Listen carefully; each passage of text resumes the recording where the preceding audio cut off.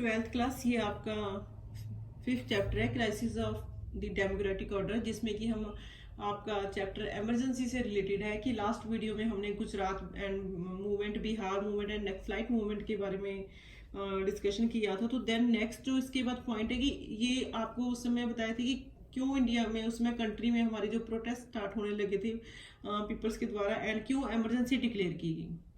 तो then last video हमने इन movements के बारे में डिस्कशन किया था। तो आज हमारा नेक्स्ट टॉपिक है कॉन्फ्लिक्ट विद जुडिशरी। यानी कि उस समय जब जगह जगह प्रोटेस्ट स्टार्ट हो रहे थे, तो उस समय जो हमारी जुडिशरी सिस्टम था या हमारी गवर्नमेंट थी, उनमें क्या क्या डिफरेंसेस आने लगे थे। तो हम स्टार्ट करते हैं फर्स्ट, जैसे कि मैंने लिखा है, this period government and the ruling party had many differences with the judiciary. क्योंकि उस समय क्या प्रॉब्लम्स हो गई थी जुडिशरी और जो गवर्नमेंट थी हमारी। तो उस समय जो गवर्नमेंट थी वो क्या थी, वो उसने कुछ कुछ चेंजेस चाहती थी। उनका कहना था कि जो कॉन्स्टिट्यूशन उसमें कुछ चेंजेस किए जाएं। यानी कि जैसे कि फर्स्ट लिखा कि the parliament short fundamental rights. उनका कहना है कि जो हमारी पार्लियामेंट है वो हमारी जो फंडामेंटल राइट्स को उसको शॉर्ट कर सकती है। तो देन जब सुप्रीम कोर्ट, जो कोर्ट में से हमारी जुडिशरी सिस्टम था, तो उसका कहना था कि नहीं, ऐसा नहीं हो सकता, पार्लियामेंट हमारे जो फंडामेंटल राइट्स को शॉर्ट में नहीं कर सकती। सेकंड क्या था, कहना parliament curtail the right to property, कि जो पीपल्स हैं, लोगों के पास जो प्रॉपर्टी है या लैंड को लेकर जो राइट है, क्या उनमें जो कटौती कर सकती है पार्लियामेंट। तो उनकी पीपल्स के पास जो प्रॉपर्टी है उनको कम कर सकती है। तो देन इस पर भी जो हमारी जो कोर्ट थी, तो उन्होंने क्या कहा कि parliament can not amendment the constitution. ऐसा कोई भी किसी भी प्रकार का कुछ भी चेंजेस है जो गवर्नमेंट नहीं कर सकती है। तो थर्ड जो पार्लियामेंट अमेंडेड द कॉन्स्टिट्यूशन, जो थर्ड जो चेंज किया, जो गवर्नमेंट चाहती थी कि कॉन्स्टिट्यूशन में ही कुछ चेंज किए जाएं, कुछ सुधार किए जाएं, लेकिन जो हमारी सुप्रीम कोर्ट थी उसने क्या था, इस प्रोविजन को भी टोटली रिजेक्ट कर दिया था कि ऐसा किसी भी प्रकार का कोई भी चीज है जो पार्लियामेंट या जो गवर्नमेंट है हमारे कॉन्स्टिट्यूशन में नहीं कर सकती है। तो देन ये सभी जो फैक्टर थे, इन सभी ने क्या था, एक कंट्रोवर्सी क्रिएट कर दी थी और गवर्नमेंट एंड जुडिशरी में। एंड जो मेन फैक्टर था इसमें, जो हम कहें कि जिससे इनमें कॉन्फ्लिक्ट्स क्रिएट हुई, तो वो था देन 1973 में जो केशवानंद केस था। केशवानंद केस को केशवानंद केस के बाद क्या था, जो हमारे चीफ जस्टिस की जो पोस्ट थी वो खाली हो गई थी। तो उस समय जो 3 सीनियर जज होते हैं उनको क्या चीफ जस्टिस सिलेक्ट किया जाता है। बट जो उस समय जो गवर्नमेंट थी कांग्रेस ने, उन्होंने अपनी पॉलिटिकल पावर्स का यूज करते हुए उस समय जो कि एन राय एक जस्टिस थे, उनको क्या था, चीफ जस्टिस सिलेक्ट किया।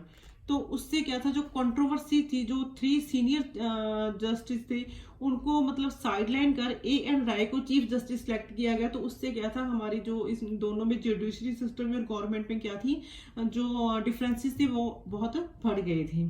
और इसका रिजल्ट क्या निकला, इसका अगर हम बात करें, इसका तो क्लाइमेक्स क्या निकला, तो इसका क्लाइमेक्स निकला कि इंडिया के इंदिरा गांधी के जो इलेक्शंस हुए थे उसको क्या था, इनवैलिड घोषित कर दिया गया। इन 1975 में जस्टिस जगमोहन लाल सिन्हा ने इलाहाबाद हाई कोर्ट में उस समय एक सोशल लीडर थे राज नारायण, उन्होंने इंदिरा गांधी के जो इलेक्शंस थे उसके अगेंस्ट पटिशन दायर की थी। और उसका रिजल्ट क्या निकला कि जस्टिस जगमोहन लाल सिन्हा ने इंदिरा गांधी के उन इलेक्शंस को क्या इनवैलिड घोषित कर दिया एंड डिक्लेयर किया कि विद इन 6th मंथ में क्या है, जो इलेक्शंस है दोबारा से करवाई जाएंगी। तो ये पॉइंट्स है हमारा जुडिशरी जो गवर्नमेंट थी उस समय, उनमें जो प्रॉब्लम्स थी।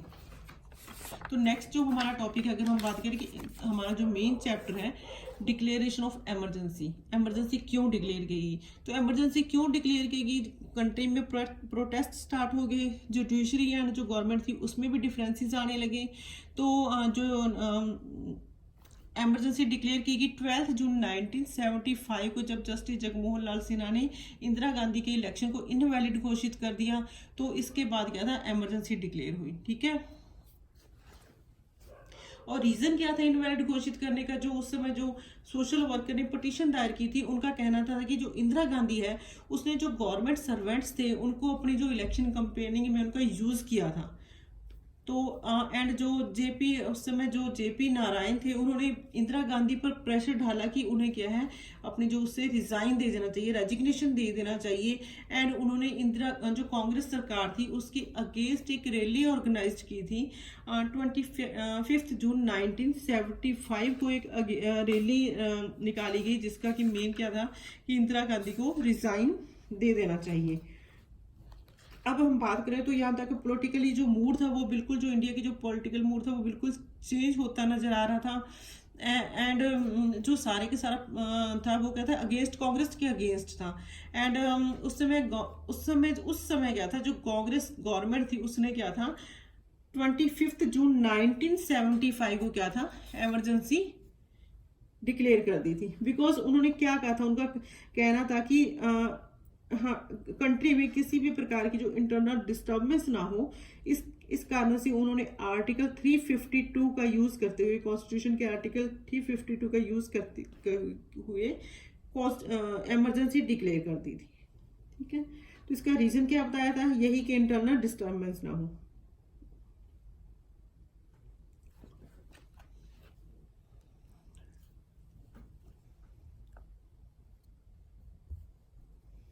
नेक्स्ट, अब जब इमरजेंसी अनाउंस्ड की तो क्या होता है, इमरजेंसी में क्या होता है, जो सारी की सारी पावर्स होती है वो केंद्र की जो गवर्नमेंट है उनके पास चली जाती है।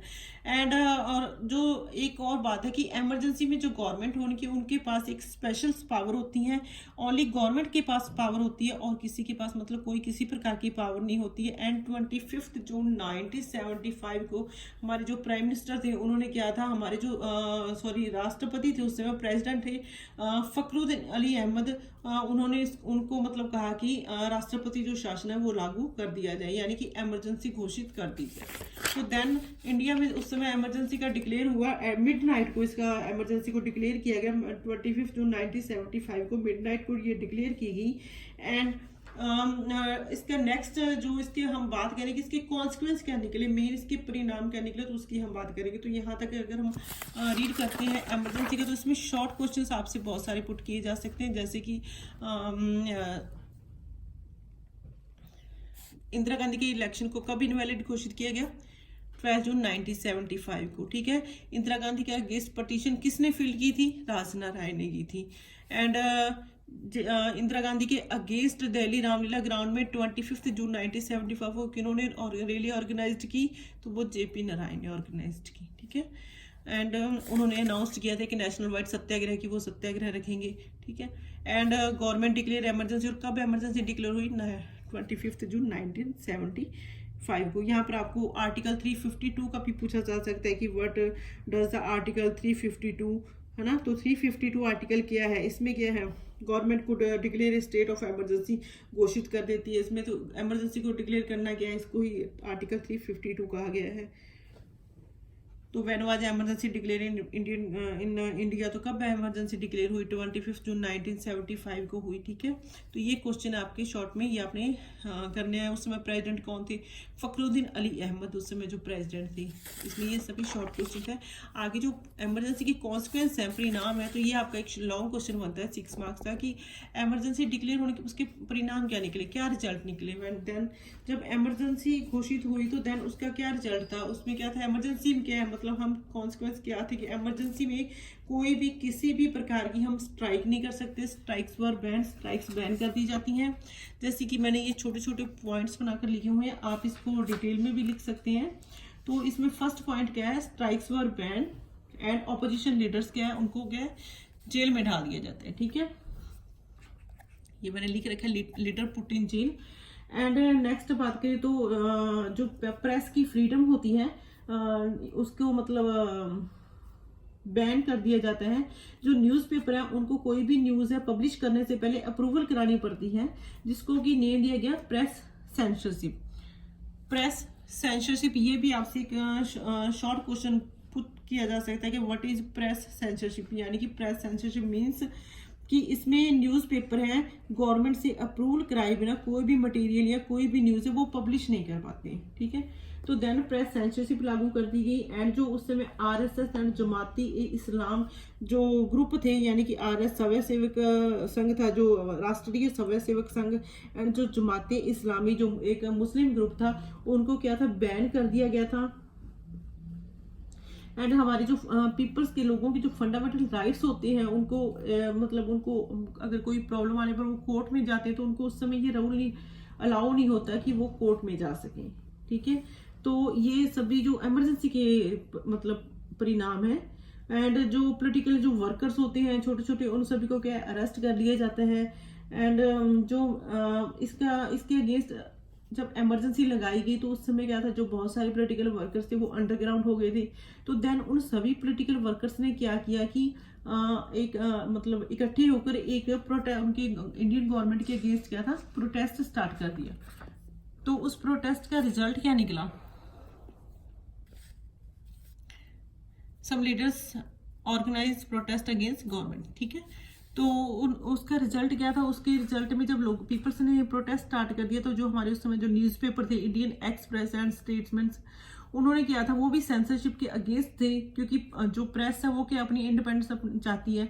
लेकिन उन्होंने क्या था, उन्होंने भी इसका साथ दिया, इन लीडर्स का साथ दिया। एंड जो उस समय हमारी मैगजीन थी सेमिनार एंड मेन स्ट्रीम, तो उन्होंने क्या, उनका कहना था कि सेंसरशिप लेने के बजाय क्या है, हम अपने आप को, उन्होंने अपने क्या वो कहते थे क्लोज डाउन, कि हम अपनी मैगजीन बंद कर देंगे बट क्या हम सेंसरशिप के अंडर नहीं रहेंगे। एंड जो उस समय जर्नलिस्ट थे उन्होंने क्या था, इमरजेंसी के अगेंस्ट लिखना शुरू कर दिया, पॉइंट्स लिखनी शुरू कर दी जिससे कि लोग अवेयर हों। एंड उस समय जो कन्नड़ राइटर थे श्री राम करनाथ, एंड उन्हें पद्म भूषण अवार्ड मिला हुआ था।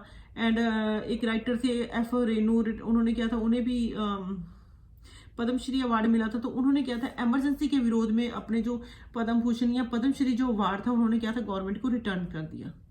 तो देन ये एक प्रोटेस्ट उनके मतलब गवर्नमेंट के अगेंस्ट विरोध का तरीका था। तो ये इमरजेंसी के कॉन्सिक्वेंस है, ठीक है। क्या परिणाम निकले, अगर आपसे पूछा जा सकता है तो लॉन्ग क्वेश्चन है, तो आप ये सभी पॉइंट्स लिख सकते हैं जो मैंने अभी यहाँ पर बोली, ठीक है। तो इसमें यहाँ पर ये जो शॉर्ट क्वेश्चन है, ये शॉर्ट क्वेश्चन भी पुट किए जा सकते हैं कि who returned award during the award to winner, writers ने मतलब ड्यूरिंग द इमरजेंसी, ठीक है। तो ये शॉर्ट क्वेश्चन पुट किया जा सकता है। And why did the magazine seminar और जो मेन स्ट्रीम है choose to close down after the declaration of emergency, क्यों उन्होंने अपने आप को बंद करना ही मतलब इमरजेंसी के दौरान अच्छा लगा उन्हें, बिकॉज क्या था, वो सेंसरशिप के अंडर नहीं रहना चाहते थे।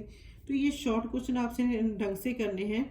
एंड एक इसमें आपकी एक और है प्रिवेंटिव डिटेक्शन, यानी कि प्रिवेंटिव डिटेक्शन मींस कि उस समय जो पीपल्स थे उनको क्या था, नज़रबंद कर दिया जाता था, ठीक है। उनको अरेस्ट किया जाता था और उनको क्या था, नज़रबंद कर दिया जाता था, यानी कि उनके पास किसी भी प्रकार की कोई फ्रीडम नहीं होती थी। तो ये जो इमरजेंसी का रिजल्ट रहा है। तो यह शॉर्ट क्वेश्चन आपने फर्स्ट ये करना है, व्हाट इज सेंसरशिप, ठीक है। आरएसएस की फुल फॉर्म करनी है।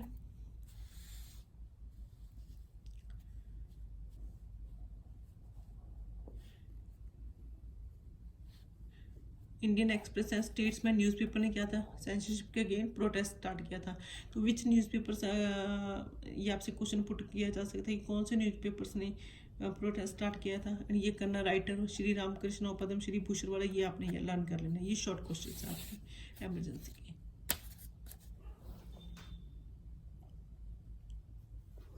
तो इमरजेंसी को लेकर क्वेश्चन अगर evaluate the consequence of declaration of emergency, evaluate the consequence of declaration of emergency, emergency declare होने के बाद उसके क्या परिणाम हमको झेलने पड़े, ठीक है।